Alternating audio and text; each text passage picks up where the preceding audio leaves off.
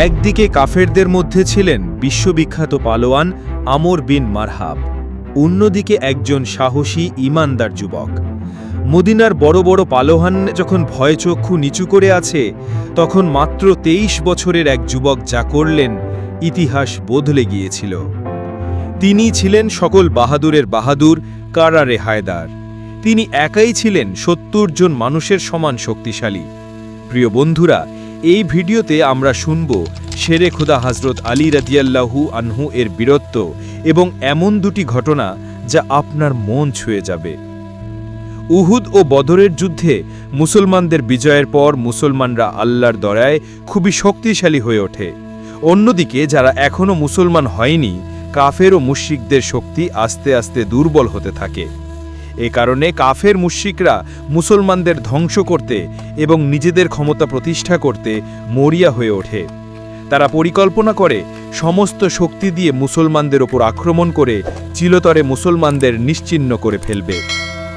সেই উদ্দেশ্যে 627 খ্রিস্টাব্দে কাফের মুশরিকরা তাদের হাজার হাজার সৈন্যবহর নিয়ে মদিনার দিকে রওনা হয়। রাসূলুল্লাহ সাল্লাল্লাহু আলাইহি ওয়াসাল্লাম যখন জানতে পারলেন তারা প্রায় 10,000 সৈন্য নিয়ে মদিনায় আক্রমণ করতে আসছে, তখন তিনি তার সকল সাহাবীকে ডেকে বিষয়টি জানালেন। সব কিছু জানার পর সাহাবীগণ রাদিয়াল্লাহু আনহু দুশ্চিন্তায় পড়ে গেলেন। তারা ভাবলেন কাফেরদের এত বড় সৈন্যদলের সাথে তারা কিভাবে লড়াই করবে। হঠাৎ সালমান ফার্সি রাদিয়াল্লাহু আনহু বললেন, ইয়া রাসূলাল্লাহ, আমাদের মদিনা তো পাহাড় দিয়ে 3 দিক থেকে ঘেরা, যাওয়া আসার জন্য একটাই রাস্তা আছে। যদি আমরা সেই রাস্তায় বড় গর্ত করে একটি খাল বা খন্দক তৈরি করি, তাহলে কাফের দল সরাসরি মদিনায় আক্রমণ করতে পারবে না। তার এই কথা রাসূলুল্লাহ সাল্লাল্লাহু আলাইহি ওয়াসাল্লামের পছন্দ হলো এবং সব সাহাবী মিলে নিরলসভাবে খন্দক খোঁড়ার কাজ শুরু করলেন। প্রায় 6 দিন পর খন্দক খননের কাজ সম্পন্ন হলো, যেটা ছিল 5 কিলোমিটার লম্বা। খন্দকটা এমনভাবে তৈরি করা হলো যে শত্রুপক্ষ চাইলেও সহজে তা পার হয়ে মদিনায় আক্রমণ করতে পারবে না। খন্দকের যুদ্ধে কাফেরদের নেতা ছিল আবু সুফিয়ান। তিনি সেই সময়কার বড় বীর আমর বিন মরহাবকে তাদের দলে নিলেন। তৎকালীন আরবের বড় বড় পালোয়ানরাও আমর বিন মরহাবকে ভয় পেত। কাফের মুশরিকরা যখন এত সব পালোয়ান নিয়ে মদিনার কাছে কি এসে দেখল মদিনার প্রবেশপথে বিশাল এক খাল খনন করা হয়েছে, তখন তারা অবাক হয়ে গেল। যুদ্ধের জন্য আনা হাতি ঘোড়াগুলো নিয়ে এই খাল পার হওয়া অসম্ভব। তারা ভাবল, এত বড় খাল এত অল্প সময় কিভাবে তৈরি হলো? এখন আমরা মদিনায় প্রবেশ করব কিভাবে? মদিনায় প্রবেশের উপায় না পেয়ে তারা প্রায় 6 সপ্তাহ মদিনার বাইরে সুযোগের অপেক্ষায় রইল। আমর বিন মরহাব আর ধৈর্য ধরতে পারলেন না। তিনি বললেন, এটা তো আমাদের অপমান করার জন্য করা হয়েছে। মদিনাবাসীদের অপেক্ষায় খালের এপারে বসে থাকা সম্ভব নয়। এই বলে তিনি খাল পার হয়ে মদিনায় ঢুকে পড়লেন। মদিনায় প্রবেশ করে আমর বিন মরহাব চিৎকার করে বলতে লাগলেন, হে মদিনার মিথ্যাবাদী কাপুরুষেরা, যদি ক্ষমতা থাকে বেরিয়ে এসো, আমার সঙ্গে মোকাবেলা করো, না হলে আমার হাতে নিহত হও। এমন কথা শুনে বহু মুসলমান তাদের দৃষ্টি নিচু করে রাখলেন। কেউ আমর বিন মরহাবের মোকাবেলা করার সাহস পেলেন না। সবাই যখন চুপচাপ, হঠাৎ হযরত আলী রাদিয়াল্লাহু আনহু তার জায়গা থেকে দাঁড়িয়ে বললেন, ইয়া রাসূলাল্লাহ, আমাকে অনুমতি দিন, আমি সেখানে যাব।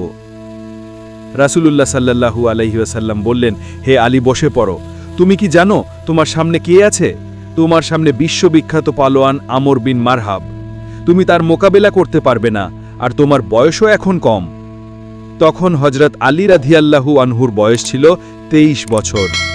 এরই মধ্যে আমর বিন মরহাব আবার চিৎকার করে বলল, হে মুসলমানরা, কোথায় তোমাদের সেই জান্নাত যার দাবি তোরা করিস? তোরা না শহীদ হলে জান্নাতে চলে যাবি? তোদের মধ্যে কি এমন একজনও নেই যে জান্নাতে যেতে চায়? মুসলমানদের মধ্যে অনেক বীর বাহাদুর বসেছিলেন, কিন্তু কেউ কোনো কথা বলতে পারলেন না। হযরত আলী রাদিয়াল্লাহু আনহু বসে থাকতে পারলেন না।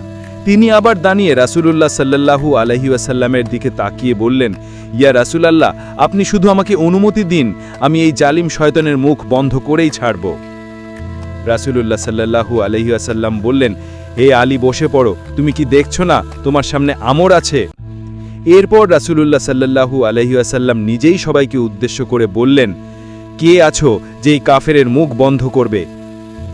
এমন কথা শুনেও সবাই চোখ নিচু করে রইল। কেউ কেউ বলল, ইয়া রাসূলুল্লাহ, আপনি কি জানেন না এই আমর বিন মরহাব এক হাতে উটের বাচ্চা ধরে রাখে আর অন্য হাতে শত শত শত্রুর উপর একসাথে তরবারি চালায়? তার সাথে কে লড়াই করতে পারবে?